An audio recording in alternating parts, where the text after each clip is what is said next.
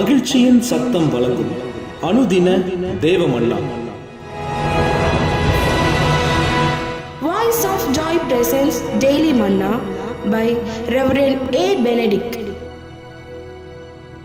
தேவனுக்கு மகிமை உண்டாவதாக. இன்றைய தேவ மன்னாவாக யோபுவின் புத்தகம் 13ஆம் அதிகாரம் 15ஆம் வசனம். அவர் என்னை கொன்று போட்டாலும் அவர் மேல் நம்பிக்கையாயிருப்பேன், ஆனாலும் என் வழிகளை அவருக்கு முன்பாக ரூபகாரம் பண்ணுவேன். இன்றைய மன்னாவின் தலைப்பு, எந்த நிலையிலும் கர்த்தருக்குள் உறுதியாய் நின்ற யோபு.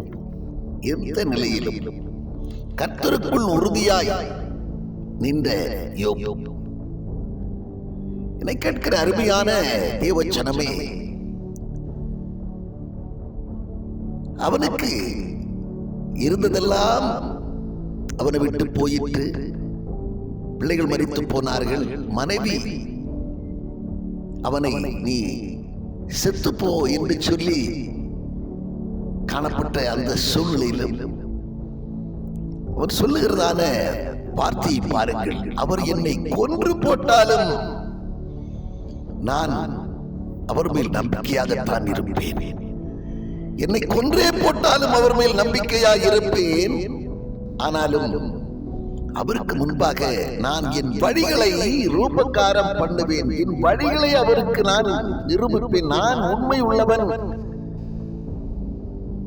நான் ஒரு உத்தமன், நான் கர்த்தருக்கு பயந்து நடக்கிறவன், அவருடைய கற்பனைகளை கை கொண்டு நடக்கிறவன் என்கிற காரியத்தை நான் அவருக்கு முன்பாக நான் நிரூபிப்பேன் என்று அந்த நிலையிலும் அந்த பக்தன் சொல்லுகிற வார்த்தையை பாருங்கள். நீ கேட்கிற அருமையான தேவச்சனமே, கர்த்தருக்குள் நம்பிக்கையாயிருக்கிற, எந்த சூழலிலும் நம்பிக்கையாயிருக்கிற தேவ பிள்ளைகள் எப்பக்கம் நெருக்கப்பட்டும் ஒடுங்கி போவதில்லை, கலங்கினாலும் மனம் முறிவடைந்து போவதில்லை. அவர்கள் நிச்சயமாக ஒருபோதும் தேவனால் கைவிடப்பட்டு போவதும் இல்லை. சில வேளைகளில் உபத்திரவம் வந்தாலும், பாடுகள் அனுமதிக்கப்பட்டாலும், கர்த்தருக்குள் உறுதியாய் நிற்கிற தேவ பிள்ளைகளை அவர் கைவிடவே மாட்டார். உபத்திரவங்கள் வந்தாலும் அந்த உபத்திரவங்கள் நிச்சயமாக கொஞ்ச காலத்திலே நீங்கும். இந்த லேசான உபத்திரவம் அதிகமான கனமகிமையை உண்டாக்கும் என்று பவுல் அப்போஸ்தலன் சொன்னது போல, உபத்திரவங்கள் வரலாம், பாடுகள் வரலாம், சோதனைகள் வரலாம், பரீட்சைகள் வரலாம்.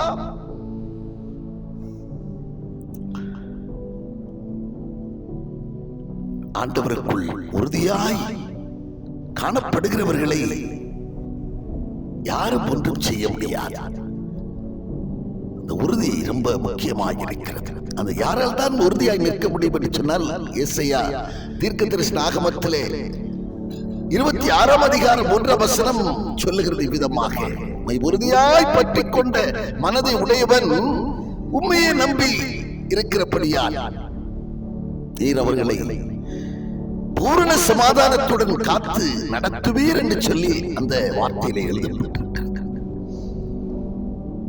உறுதியாய் பற்றி கொண்டவர்கள் தான் எந்த நிலையிலும் கர்த்தரை விட்டு விலகாது அவரை உறுதியாய் பிடித்துக் கொண்டவர்கள், அவர் மேல் நம்பிக்கையாய் இருக்கிறவர்கள் மட்டும்தான் அவரை உறுதியாய் பற்றி கொண்டிருப்பார்களே தவிர,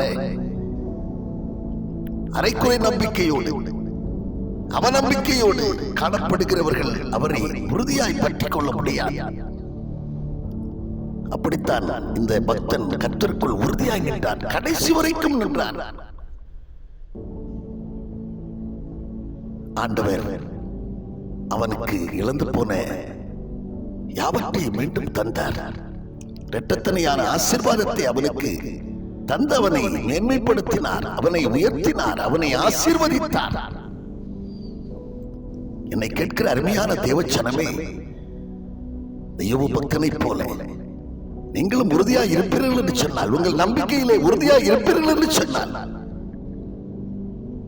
நம்பிக்கையிலே சந்தோஷமாய் இருங்கள், உபத்திரவத்திலே பொறுமையாயிருங்கள், ஜெபத்திலே உறுதியாய் தரித்திருங்கள் என்று சொல்லக்கூடிய வார்த்தையின்படியாக நாம் காணப்படுவோம். நம்பிக்கையிலே சந்தோஷமாயிருப்போம். தேவன் பேரில் வைத்திருக்கிற நம்பிக்கையிலே, சுயத்தின் பேரில் அல்ல, செல்வத்தின் பேரில் வைத்திருக்கிற நம்பிக்கை இல்லை,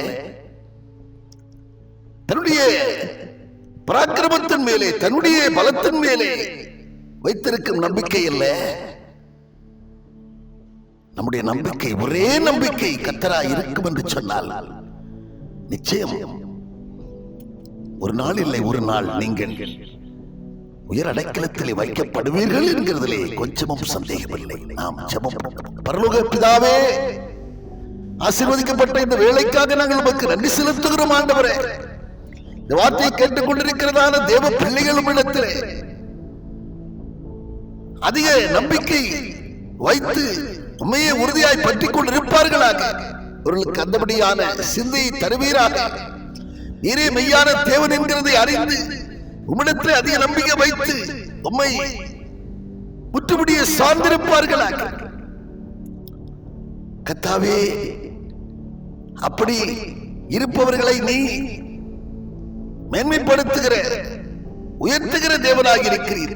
பூரண சமாதானத்துடன் அவர்களை காத்து கொள்கிற தேவனாக இருக்கிறபடியால் வார்த்தையை கேட்டுக் கொண்டிருக்கிற, உம்மிடத்தில் நம்பிக்கை வைத்திருக்கிற, உம்மிடத்தில் விசுவாசம் வைத்து ஏற்றுக்கொண்டு உம்முடைய தேவ பிள்ளைகள் ஒவ்வொருவருக்கும் அப்படிப்பட்ட மேன்மையை கட்டளையிடுவீராக, உயர்வை கட்டளையிடுவீராக. நினைக்கிறதற்கும் எண்ணுகிறதற்கும் மேலாய் காரியங்களை வாக்கியம் பண்ணுகிற சர்வ வல்லமையுள்ள கர்த்தர் இவர்களுக்கு துணையாய் இருக்க வேண்டும் என்று கேட்கிற பிள்ளைகளுக்கு துணையாய் இருக்க வேண்டும் என்று கரத்தில் அர்ப்பணித்து ஜெபிக்கிறோம். பொறுப்படுத்திக் கொள்வீராக. இயேசு கிறிஸ்துவின் நாமத்தினால் ஜெபிக்கிறோம் நல்ல பரலோக பிதாவே. ஆமென்.